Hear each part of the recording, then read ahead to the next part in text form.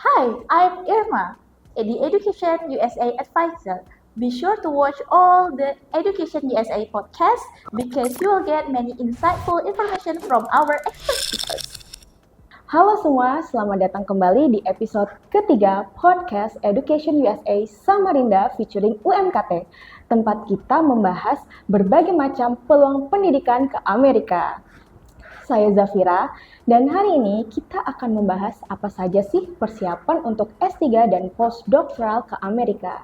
Karena studi S3 dan postdoktoral ini bukan hanya sekedar lanjutan studi, tapi juga sebuah perjalanan panjang yang membutuhkan strategi dan juga persiapan mental.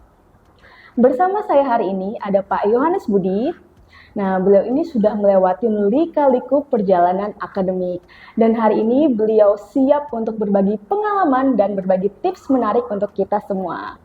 Nah, sebelum kita mulai, mari kita tampilkan profil Pak Budi terlebih dahulu. Pak Budi ini adalah seorang akademisi dan peneliti di bidang geodesi dan hidrologi yang memiliki pengalaman luas dalam pemanfaatan altimetri satelit untuk pemodelan hidrologi di daerah tropis. Beliau menyelesaikan program Fulbright Presidential PhD dengan fokus pada Satellite Altimetry and Hydrologic Modeling of Poorly Gauged Tropical Watershed. Sebagai lulusan dari Universitas Mula Warman, beliau mendapatkan kesempatan untuk melanjutkan studi doktoralnya di The Ohio State University, salah satu institusi terkemuka dalam bidang geodesi dan penginderaan jauh. Sepanjang karirnya, beliau aktif dalam penelitian dan publikasi ilmiah yang membahas pemantauan sumber daya air, pemetaan hutan mangrove, serta penggunaan teknologi satelit untuk mendukung pengelolaan lingkungan di wilayah tropis. Nah, berikut adalah Google Scholar Pak Budi ya. Beliau punya banyak publikasi dengan ratusan sitasi. Salah satu yang paling berpengaruh adalah artikelnya yang berjudul Altimetry for the Future, Building on 25 Years of Progress, yang telah dikutip lebih dari 200 kali. Beliau merupakan postdoctoral research fellow di NASA, Goddard Space Flight Center. Iya, NASA guys, keren banget ya. Fokus risetnya banyak membahas tentang pemantauan sumber daya air dan ekosistem mangrove, terutama di Indonesia. Dan saat ini beliau aktif sebagai dosen di Fakultas Kehutanan di Universitas Mula Warman, Samarinda. Baik, sekarang kita masuk ke segmen pertama ya, yaitu membahas tentang persiapan S3 ke Amerika.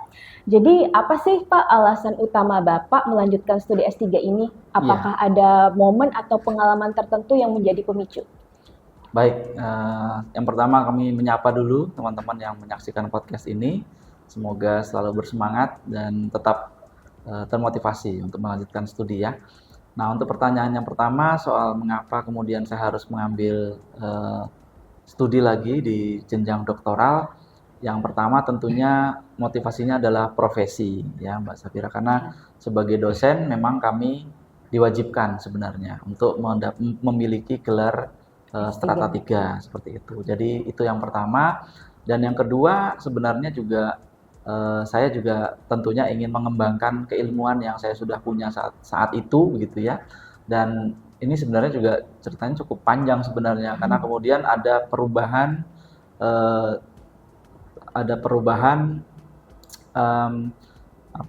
track of study. Jadi bidang studinya itu sebenarnya bergeser juga seperti itu.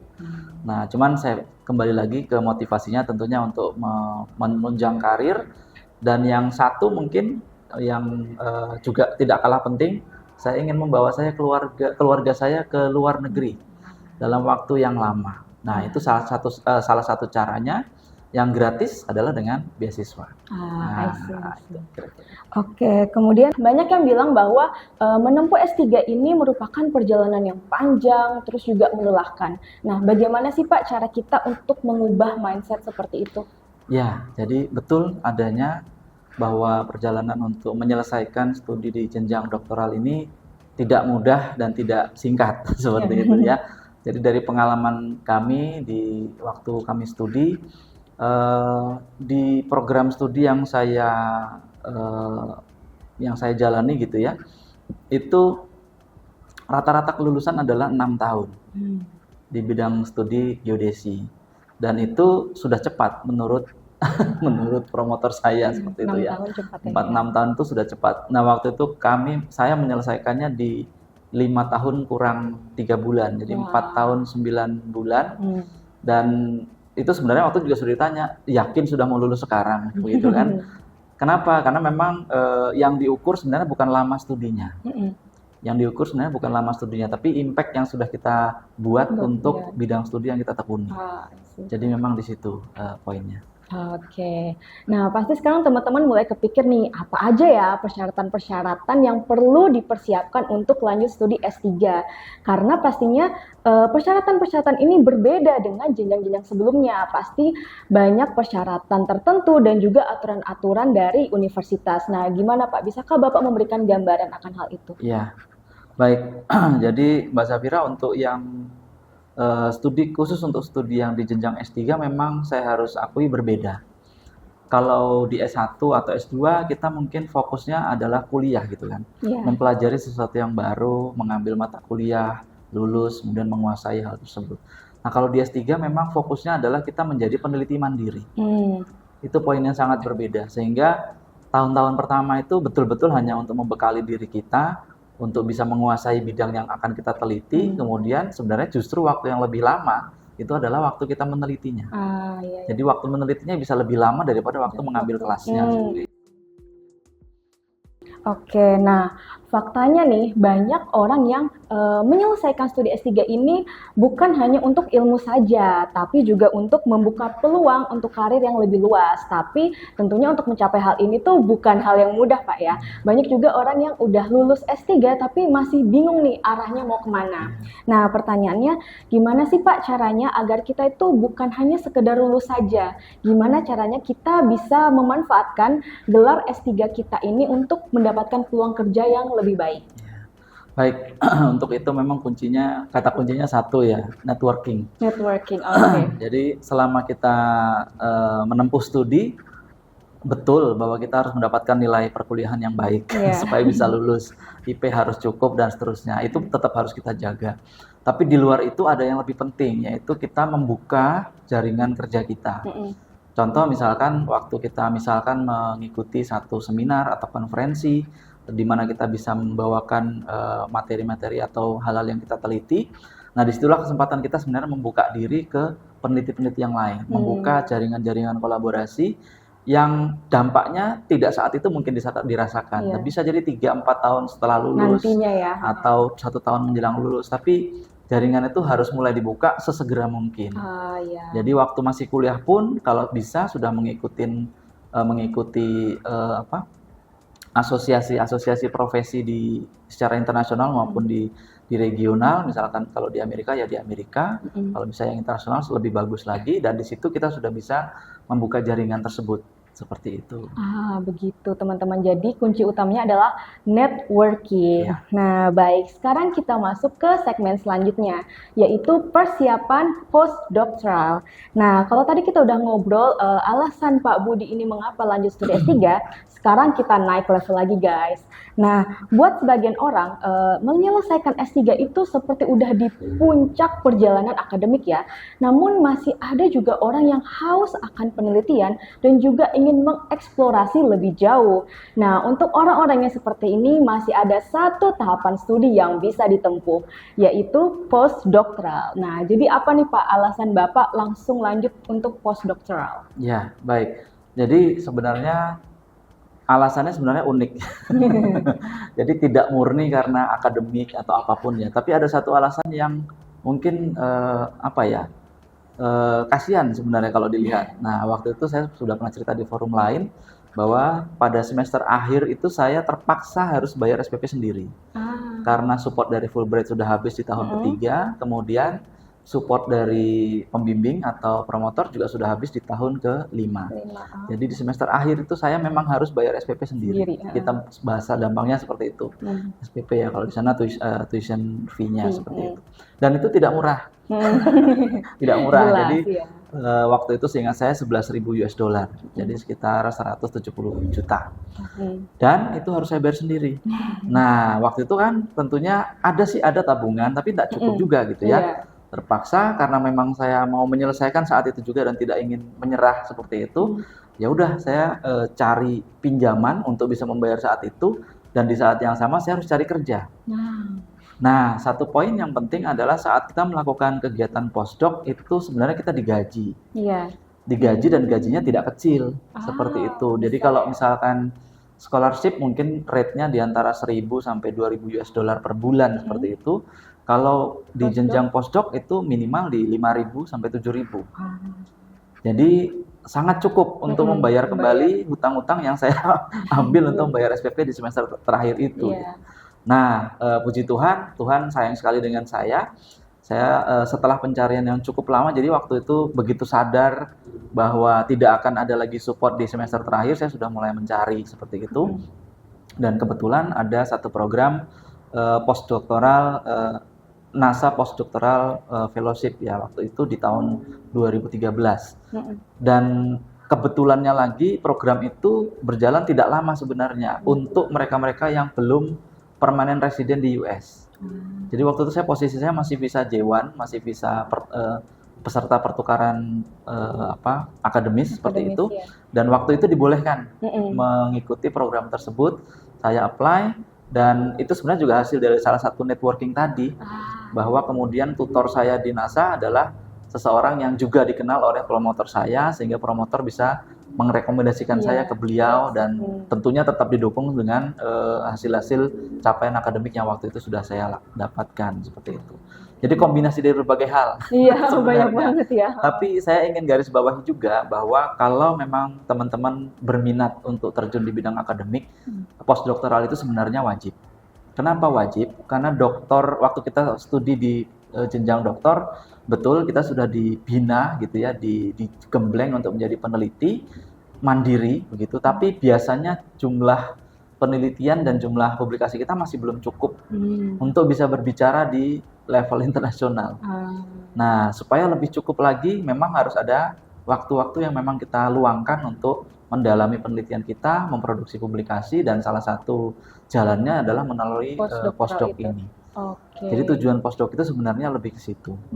Oke, I see. Nah, jadi gimana sih Pak caranya menuju ke sana apabila ada seseorang nih yang baru menyelesaikan studi S3-nya, kemudian dia ingin langsung melanjutkan postdoc. Nah, tahapan-tahapannya itu seperti apa Pak? Ya, sebenarnya sangat terkait dengan persiapan studi S3 juga ya. Karena kalau studi di S3 kan memang mungkin kalau beasiswa tidak mensyaratkan, tapi sebenarnya secara umum kita seharusnya sudah punya gambaran penelitian, kemudian sudah punya juga calon promotor yang bersedia membimbing, dan satu lagi yang tidak kalah penting adalah punya juga informasi awal ketersediaan pendanaan setelah beasiswanya habis, seperti itu. Nah, jadi proses itu kan akan sama dengan saat kita memulai untuk pencarian program postdoktoralnya, karena yang dicari juga nanti tentunya akan mengontak calon tutor atau calon promotornya, kesamaan bidang studi, kesamaan objek yang diteliti, ya, dan hal-hal yang memang terkait dengan penelitian lainnya. Jadi memang harus fokus di situ, dan tentunya tidak bisa langsung juga ya. Ada tahapannya pasti ya. Intinya kalau kita misalkan sudah mengantisipasi, oke, setahun lagi mungkin kita akan selesai. Nah, harusnya mulai minimal di situ sudah mulai berpikir untuk mulai mengontak lembaga-lembaga yang bisa menerima kita untuk program postdoktoral. Nah, satu yang paling penting adalah kesesuaian bidang studi dan penelitian yang akan dilakukan pada saat postdoc itu. Karena mereka akan sangat melihat rekod publikasi kita, rekam jejak kita dari sisi akademik dan bidang subjek yang akan kita pelajari dan teliti. Begitu, saya bilang. Oke, nah ada satu lagi nih hal penting yang sering kali menjadi tantangan bagi teman-teman yang ingin studi di luar negeri, yaitu visa. Nah, buat sebagian orang, proses administrasi mengurus visa ini bahkan bisa jauh lebih rumit dibandingkan proses disertasi itu sendiri, benar nggak, Pak? Iya. Nah, soalnya kita harus menyiapkan persyaratan dokumen, regulasi di tiap negara yang berbeda, dan juga proses perpanjangan atau penyesuaian dari visa yang sebelumnya. Nah, gimana nih Pak, bisa nggak Bapak ceritakan pengalamannya kemarin proses penyesuaian visa student S3 atau postdoktoral kemarin bagaimana? Oke. Kalau untuk, mungkin saya pisah dua ceritanya ya, Oke. visa untuk di studi S3 sendiri dan visa untuk waktu postdoc Postdoc, sendiri. Nah, sebenarnya yang lebih ribet justru yang visa yang S3. Nah, karena kalau di awal mungkin cukup mudah ya, karena tujuan kita sudah jelas, mau studi di mana, sudah ada letter of acceptance-nya, sudah ada beasiswanya, pendanaan sudah jelas, dan kita jelas akan pulang kan, terutama karena saya pegawai negeri sipil seperti itu. Nah, kemudian setelah dapat itu tentunya saat keluarga kita mau bergabung, kita juga perlu menyediakan atau mengurus visa untuk keluarga. Nah, di situ yang cukup rumit karena perlu pembiayaan waktu itu ya, kalau peraturannya belum berubah, adalah 6 bulan untuk hidup di sana.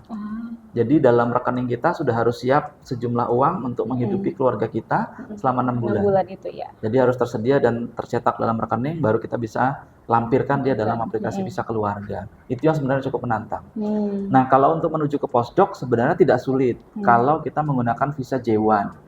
Nah, kenapa? Karena J1 ini jenis visa yang sama yang diperlukan untuk menjalani postdoc itu. Bedanya adalah saat kita mau pindah status ke visa H1B yang biasa dikenal sebagai visa kerja atau visa tenaga ahli. Nah, itu berbeda karena persyaratannya sangat berbeda dan banyak yang tidak diminta di J1 terus diminta di H1B. Nah, kalau sama-sama J1, kebetulan waktu itu saya sama-sama J1, jadi intinya hanya tinggal memperpanjang sebelumnya itu ya. memperpanjang semacam surat keterangan bahwa kita melanjutkan studinya ke lembaga ini untuk melakukan postdoc dan seterusnya. Dan itu biasanya hanya berimplikasi pada perubahan pada formulir DS 2019 kalau belum berubah ya. Kalau masih belum berubah masih pakai DS 2019, intinya tinggal mengubah itu, minta dari sponsornya untuk mengisi, dan kita yang akan nanti melanjutkan aplikasi untuk visa J1. Kira-kira seperti itu. Begitu. Baik, sekarang kita udah membahas persiapan S3 dan juga persiapan postdoktoral. Nah, sekarang kita masuk ke segmen terakhir ya teman-teman, yaitu kehidupan bersama keluarga di Amerika. Nah, tadi Pak Budi di awal udah cerita ya bahwa salah satu alasan Pak Budi untuk lanjut studi S3 itu juga karena ingin membawa keluarga untuk tinggal di Amerika. Nah, pasti ada banyak pengalaman dan pelajaran berharga yang bisa diambil ya Pak. Nah, gimana nih Pak jika ada akademisi yang ingin membawa keluarga mereka untuk lanjut studi ke sana? Apakah ada tips dan apa saja dukungan dan manfaat yang bisa diberikan kepada keluarga selama tinggal di Amerika? Baik, ya ini jadi pertanyaan yang paling sering ditanya sebenarnya, terutama karena usia penempuh studi S3 itu kebanyakan sudah cukup lanjut ya kalau di Indonesia. Iya, kalau di luar negeri mungkin 20-an tahun sudah S3, ada, tapi iya. kalau di kita biasanya 30 ke atas. Iya, seperti benar. itu. Dan di usia itu biasanya juga sudah berkeluarga. Nah, jadi memang intinya dalam perjalanan hidup yang akan berubah dengan studi S3 ini tentunya harus ada yang dikorbankan. Itu satu. Ya, yang dikorbankan apa bisa macam-macam. Kalau dari kami waktu itu kami mengorbankan pekerjaan istri. Kami mengorbankan pekerjaan istri karena waktu itu istri sudah bekerja, sudah cukup lama, hampir 10 tahun ya. Kemudian saya menawarkan bagaimana kalau mau ikut dengan saya waktu studi, karena waktu studinya lama begitu kan, minimal 5 tahun seperti itu. Oke, kalau begitu saya akan berhenti bekerja dan ikut ke sana. Oke ya, kalau sudah siap berarti siap terima risiko karena di sana pun lebih banyak lagi tantangannya. Benar. Nah, yang pertama tadi sudah dijelaskan soal visa ya. Soal visa untuk mengurus visa kedatangan keluarga itu satu masalah tersendiri yang harus kita pecahkan. Solusinya seperti apa kalau harus ada dana ya? Salah satunya bisa pinjam, mau tidak mau kita pinjam dulu, tapi kemudian tentunya sambil tetap berusaha untuk memenuhi kebutuhan keluarga selama di sana seperti itu. Nah, cukup tidak beasiswa kalau untuk hidup bersama keluarga? Jawabannya jelas tidak cukup. Itu pasti ya. Realistis ya, karena Pak. beasiswa memang diperuntukkan untuk satu orang, tidak pernah beasiswa itu diperuntukkan untuk keluarga. benar. Kecuali ada beberapa penyedia yang bukan Fulbright atau penyedia beasiswa umumnya gitu. Nah, terus keluarga bagaimana untuk hidup di sana? Itu pertanyaannya kan. Iya. Nah, biasanya di waktu-waktu awal pasti masih belum bisa langsung bekerja istri. Tapi pada saat sudah di sana, keluarga kita akan mendapatkan visa yang namanya J2 kan, J2. J2 ini sebenarnya boleh bekerja tanpa batas malahan. Tidak seperti yang pemegang J1-nya. Kalau J1 itu dibatasi bekerja hanya boleh di kampus, berurusan di kampus saja, ada jam per minggunya sekian, maksimal juga bukan 20 jam. Bukan 40 jam per minggu, tapi kalau J2 malah boleh 40. Jadi waktu itu istri malah kerja full time. Wah. Nah, jadi sempat mendapatkan pekerjaan di toko game seperti itu ya, penjual game, tapi kemudian dia bekerja di bagian administrasi dan pengaturan untuk penjualan dan seterusnya. Dan intinya kesempatan-kesempatan kerja itu banyak. Yang penting tentunya kita harus bisa berkomunikasi kan. Iya, benar. Jadi bahasa Inggris harus siap dulu supaya bisa berkomunikasi dengan pemberi kerja ataupun pelanggan seperti itu. Mungkin itu yang paling penting. Nah, kemudian mungkin sekolah ya. Iya. Sekolah anak-anak terus gimana Pak? Kan kemarin sudah sekolah di sininya. Oke. Nah, waktu di sana memang anak-anak kami masih kecil. Waktu berangkat itu anak saya baru umur 5 bulan. Jadi akhirnya dia justru belajar bicaranya di sana seperti itu. Jadi kayak mother tongue-nya jadi English malah ya. sekarang native language-nya harusnya malah English gitu kan. Dan kami waktu di sana juga nambah 2 anak. Jadi tadinya 1, sekarang nambah 2, jadi 3. Sehingga 2 anak tersebut juga otomatis mendapatkan warganegaraan Amerika Serikat. Seperti itu.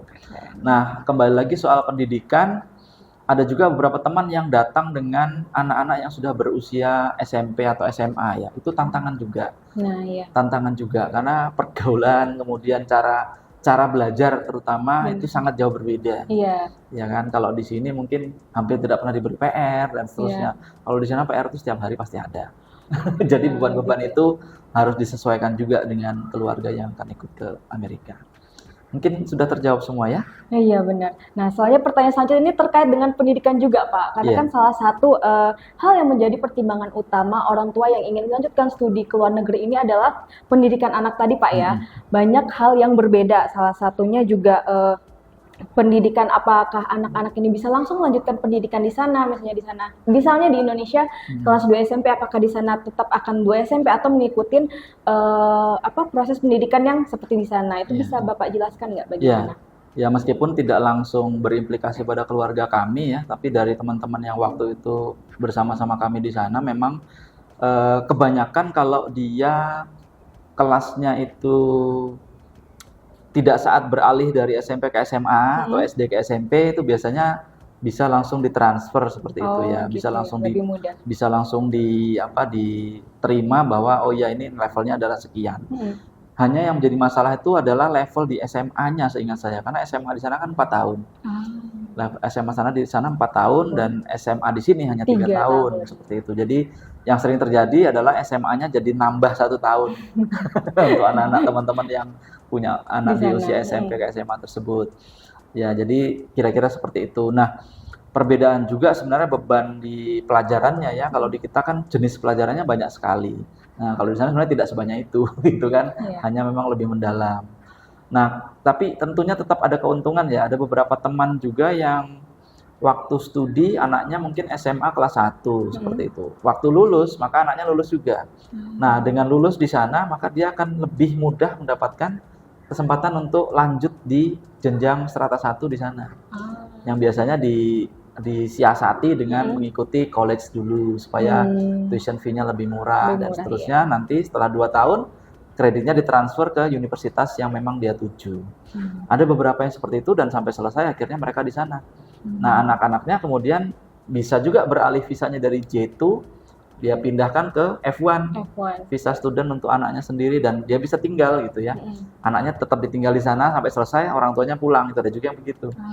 Jadi sebenarnya sekali lagi menempuh pendidikan di luar itu sangat membuka kesempatan untuk melihat dunia dan memberikan pengalaman kepada keluarga kita untuk melihat dunia seperti itu. Ya. Oke, terus gimana Pak cara penyesuaian diri anak-anak ini, apalagi soal bahasa ya Pak ya? Apakah ada kayak di sekolah belajar Iya. bahasa Inggris atau bagaimana? Betul. Kalau untuk yang sudah sempat sekolah di sini, seperti anak-anak teman kami, kalau anak kami kan belum sekolah Masih gitu ya, banyak jadi ya. mudah. Kalau yang sudah sempat sekolah, tentunya ada English for Second Language, semacam pelajaran tambahannya. Iya. Jadi untuk anak-anak yang memang tidak berbahasa Inggris dari lahir, biasanya setiap sekolah itu menyediakan fasilitas ESL itu. Jadi semacam pelajaran tambahan yang harus diikuti supaya mereka lebih terbiasa dan cepat menyesuaikan dengan bahasa Inggris yang digunakan di sekolah. Ya, dan itu gurunya orang dari Amerika atau dari Indonesia? Kebanyakan dari sana, Oh, karena jadi memang langsung gitu ya. memang sudah harus dengan native speaker-nya, tapi pelajarannya memang English for second English as second language itu. Jadi menyesuaikan mereka yang bahasa aslinya bukan bahasa Inggris. Nah, teman-teman, setiap negara itu pasti punya budaya kerja yang berbeda ya, termasuk di Amerika. Nah, banyak orang yang mengatakan bahwa sistem kerja di Amerika itu lebih fleksibel karena di sana itu ada kebebasan untuk mengatur waktu kerja dan juga lebih fokus kepada output. Namun, ada juga yang bilang bahwa persaingan di dunia kerja di Amerika itu jauh lebih ketat dan kompetitif. Nah, gimana Pak? Apakah rumor-rumor tersebut itu benar? Ya. Sebagian mungkin betul ya, terutama untuk fleksibilitas. Iya. Ya, karena intinya memang yang dikejar adalah output. Jadi kalau sudah ditetapkan deadline-nya dan jumlah output yang harus didapatkan adalah sekian pada jam sekian, ya itu harus kita tepati. Bagaimanapun caranya itu terserah. Jadi mau dikerjakan 3 hari di awal dari tenggat seminggu silakan, mau dikerjakan 3 hari di akhir silakan, mau dikerjakan tiap hari sedikit-sedikit juga nggak apa-apa. Karena kalau di sana absen itu udah ada sih. Wah. Kalau di sini kan pakai jari, gitu Iya kan. benar sih. Kemudian tanda tangan, apapun lah ya absen. Kalau di sana saya tidak pernah ketemu yang namanya absen di lembaga-lembaga yang pernah saya bekerja. Oh, begitu. Seperti itu. Oke, nah pertanyaan selanjutnya nih pertanyaan yang biasa ditanyakan kepada orang-orang yang gimana sih Pak caranya ngatasin homesick? Nah, biar fokus pada studi dan nggak lucu ya, misalnya lagi fokus penelitian nih tiba-tiba kangen makan pecel lele atau kangen makan tempe gitu ya, gimana itu Pak? Baik, kalau untuk homesick tergantung masing-masing lah ya, karena masing-masing tentunya punya ikatan emosional yang levelnya berbeda dengan keluarganya, dengan orang tuanya, dengan teman-teman dan seterusnya ya. Nah, kalau di kami kebetulan memang kalau dari saya sendiri sudah lebih dulu lebih lama merantau dalam tanda petik seperti itu. Jadi sudah cukup terbiasa untuk tidak bertemu keluarga dalam jangka waktu yang lama. Nah, mungkin keluarga istri agak sedikit berbeda karena beliau lebih sering dekat dengan keluarga dan seterusnya. Memang kalau untuk bolak-balik tidak mungkin karena terlalu mahal dan terlalu lama ya. Saya juga punya pengalaman yang kurang baik ya, waktu itu kakak kandung saya di 2012 itu meninggal karena sakit. Nah, karena kebetulan beliau Muslim ya, saya Katolik. Nah, sehingga penguburannya harus cepat kan, kalau di Muslimnya sebelum 5 waktu sholatnya. Dan saya berencana pulang gitu kan, tapi perjalanan dari sana ke Indonesia itu minimal 24 jam. Jadi pasti melewatin waktu itu. Jadi akhirnya saya putuskan untuk tidak kembali. Nah, itu satu yang sangat berat buat saya waktu itu ya. Nah, untuk homesick yang lain, untuk makanan pasti ya, karena kalau kita mengikuti cara atau budaya di Amerika atau di negara-negara Eropa, tentunya makanan-makanannya kurang berasa.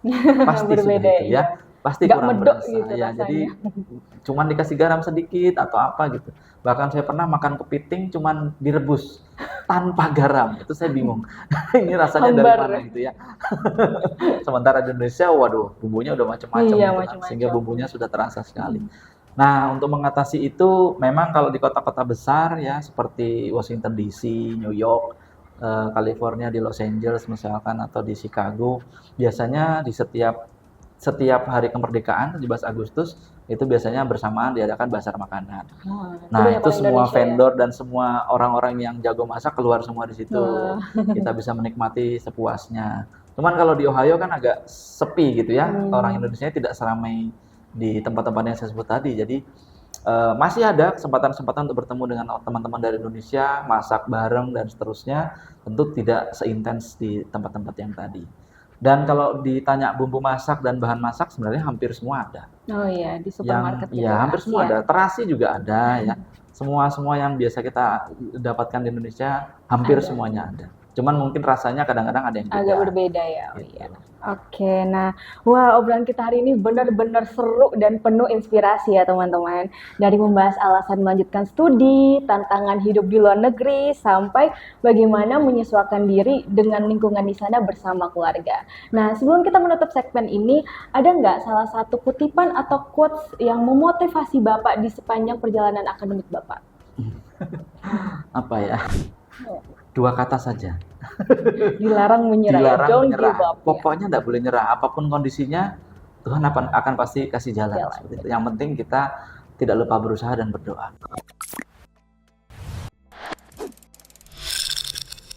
How was that? Very insightful, right? Okay, if you would like to know more information, visit Education USA Center in your city or book advising session at Calendly and follow our Instagram at Education USA Indonesia. See you!